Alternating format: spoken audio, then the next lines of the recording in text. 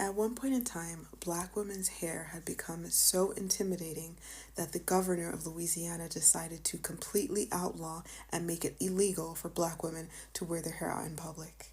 The TIGNON law was put into place in 1786. The style at the time for black women was to wear our hair out. The main part is our hair was covered in jewels and gems and jewelry and feathers and beads and all types of embellishments. And then all of a sudden, white women, now these are facts, not opinions, so please, white women were not liking what was happening.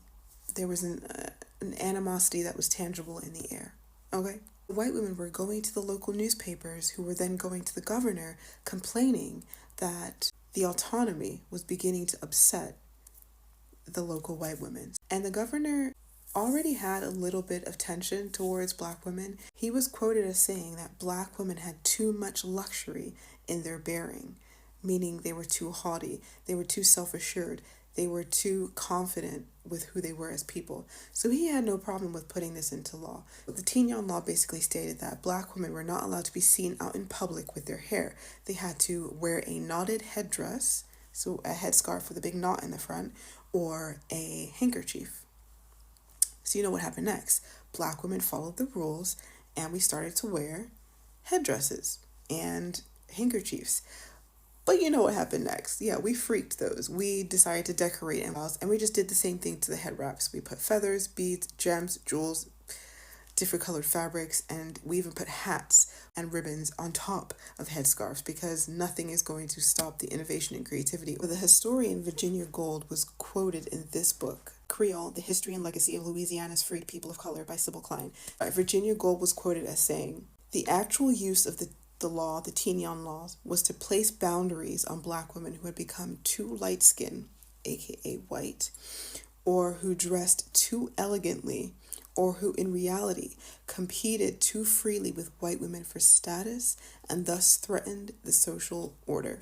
But back in France, Empress Josephine, who was Napoleon Bonaparte's wife, she started to receive intel on the fashion in Louisiana. And what did she do? Yes, Empress Josephine started to wear the TIGNON headscarf, the turban, the scarves of it all. So let's just break down how absolutely vile and insidious this is. Black women were outlawed from wearing our hair. We were then relegated to wearing headdresses.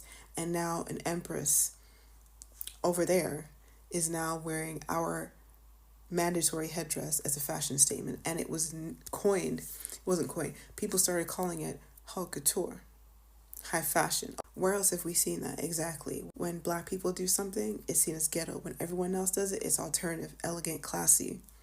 This is nothing new. It's just history repeating itself. All I gotta say is our hair will always be our crown and glory, no matter what anyone tells us what to do, however we choose to wear it. There is innovation there. I'm gonna keep saying it, innovation and creativity and inspiration. It's trendy, it's beautiful, it's cool, it's unique. It brings in curiosity, which just lets you know that black women's hair is political, whether we choose for it to be or not. Okay, bye.